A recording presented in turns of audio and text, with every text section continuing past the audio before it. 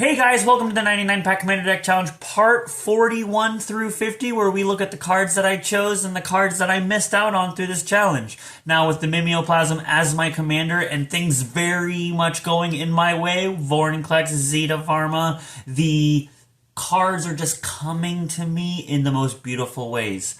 Let's go see what I got. Conspiracy, Take the crown, Strict Shave, Gate Aether on the Drift, first Horizon, 14, Magic 2015, Magic Origins, a collector booster. Conspiracy, coming from 2014. This set was actually pretty cool. I had actually got a pretty good deal on this when I had gotten it. I'd helped my local game store move, and I was given just enough to purchase one of these boxes. Now, things I'm looking for from here is an Altar of Dementia, ill-gotten gains, exploration, some of the stuff to help me smooth out some of my movements. Maybe this Squirrel's Nest, this Reflecting Pool. So I'm pretty sure that this pack is showing me a no-brainer. This Reflecting Pool is definitely going to be my pick. The land is really going to help me smooth out some of my choices in my gameplay, and so nice. So this is my actual first time opening up this set. This came out like 2014, 2016, closer to the end of the year, and I never got to enjoy this. Like, we had Selvala, we have Birds of Paradise. We had a lot of things from here. Queen Marchesa. I'm pretty sure this is the set that brought Monarch around, but the drafting and whatnot was kind of just okay for me. Now, I'm really going to be upset if I pull a Leovold here, being the banned card from the set, and my motions for banned, but hey. So do you remember about like 10, 15 packs ago about something about saying green and how good it is? I feel really good about it now, especially with this Forgotten Ancient. This thing is awesome. So Strixhaven is actually a really cool set. It brought us a new idea of the two color combinations and ideas of how we can use them and do against our opponents. We got cool lands, we got the second set of Snarls. Even the Mystical Archive brought us really cool things, like a Demonic Tutor. I mean, there's probably others there, but that's like the thing to grab from here. This set also has like other lessons to help us do things, and I'm really just hoping to find something cool and joyful out of here. So whenever I build these kinds of decks and I play blue, I always try to have an extra turn spell, and the Mystical Archive right here is really looking at me and being happy with the decisions I'm making, because blue, black, green, you're really coming together nicely. Gatecrash is such an amazing set. Coming from 2013, this set was one of the sets that brought back Shocklands. Master Biomancer was an absolute devastating machine. Battalion was a great mechanic.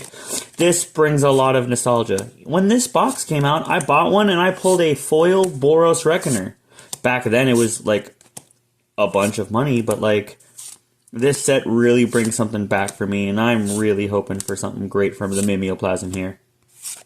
With the Mimeoplasm being my commander, I'm pretty much cemented in on that. I need to find some other things to help slow down my opponents or help fix myself. I'm going to be going with the Simic Guildgate because of the ability to get mana, but those two counterspells are not anything to scoff at. For this pack of Aether Drift, I'd like to send a special shout out to Zen Ogre for spotting me this. This is actually my first donation for the whole channel, and this pack, at least this set, kind of has some cool things to it, like something in my colors. The vehicles in the pre-release for this set was kind of wonky. I shouldn't have won as many vehicles as I did, because it hurt me more than it helped me. And so these are the cards from the pack that I like. The Mana Rock would help me get there and possibly help me draw cards later, but I'm going to be taking this Zeta Pharma, the 2-drop that can help me win the game, provided I exhaust her for a lot and have a few other creatures out. So Modern Horizons is actually a pretty cool set. It was not the very first time, but one of the first times that Modern specifically got packs of which only could be used in that format. I mean, yes, us Commander players could use them as much as we want, but, there was only so much. Like, we got new snow-covered lands, we got cool dual possible abilities for rares, and mana rocks that really helped out people with their gameplay. It was a really cool set, and I'm really hoping that it gives me the love that other sets have given. This was a pretty easy one going through. I've pretty much solidified what I'm doing with my deck, and getting this Talisman rock to be able to get to there faster is really just going to be helpful. The damage isn't going to hurt me too much, though.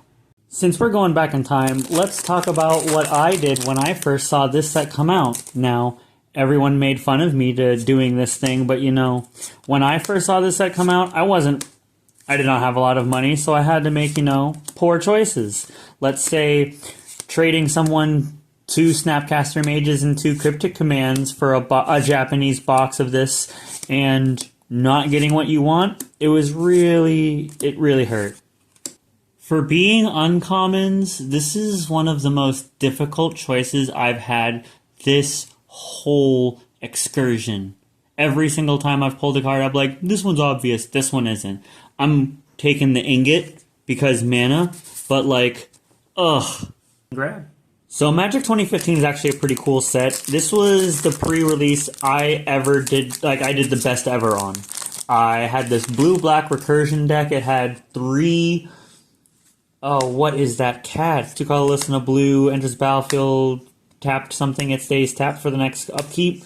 I had 3 of those. I had a Soul of Chandelar. This was probably my favorite core set and pre-release I've ever gotten to play in. Reminiscing about this set, I felt really good about just going through it all together. This Polymorphous just is going to be the thing I choose because the control is going to be more helpful than anything else in the pack, even if the 1/1 counters go well with Vorinclex. So let's go to 2015. This is actually a pretty cool set. I remember the pre-release pretty well. I pulled Jace, Vryn's Prodigy as my promo, and unknowingly traded it off to I could not tell you. I think it was like a Liliana, the other Flipwalker. I much more wanted the Lily than the Jace, but hey, I don't have anything good for it. I could really tell you that. Now I'm really hoping for a Flipwalker or a Painland, but here are the things I like from the pack. The Cruel Revival will bring 2 creatures back, 1 to the field, 1 to the hand. I do have a few zombies in the deck, so it's kind of like, eh. Leaf Gilder's a Mana Dork and absolutely beautiful, but this Mana Gorger Hydra is going to be really big because we're all going to be casting a lot of spells, and the Vorinclex likes that.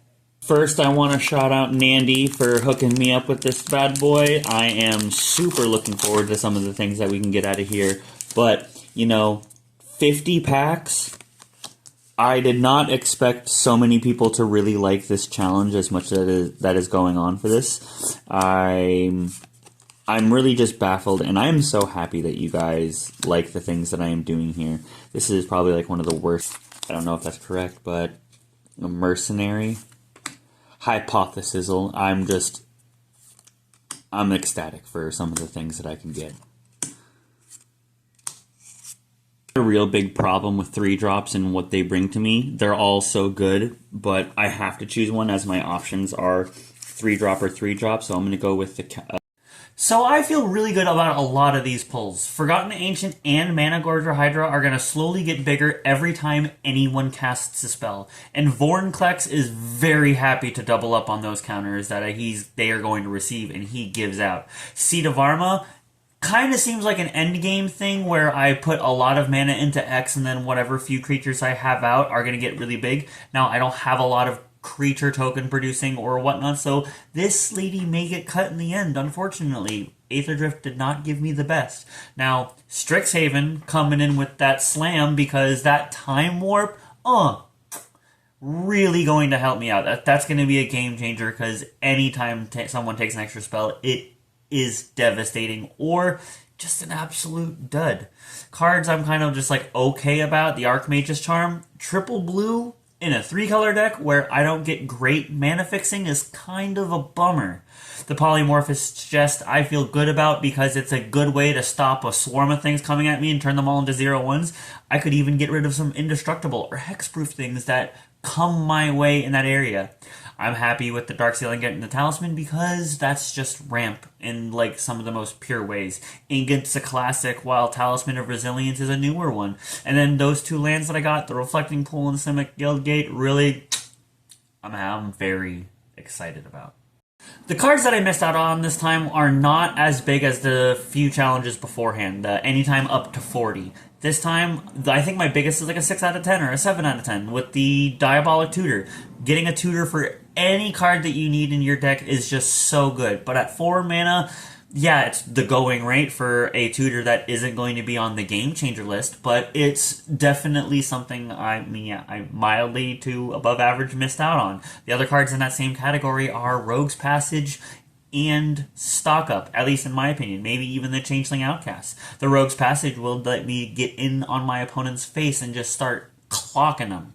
The Stock Up, it's like a bad dig through time. It's a sorcery speed to look at the top 5 and get 2 of the cards. Yeah, I still really like that for 3 mana, but it just didn't do enough compared to the other cards. The Changeling Outcast would let my commander be unblockable, same idea as the Rogue's Passage, so it was kind of like, but I chose the Mana Rock over it instead. Other cards that I'm missing out on are the control aspects of this. Prey Upon is just a fight spell. My commander is going to be big with all those counters on it. Mana War to bounce something, provided it didn't have hexproof. Mystic Genesis, it's maybe a 5-drop counterspell, but it also gives me a dude for when things are like not in my favor, like a really big spell is cast, and I'm just like, nope.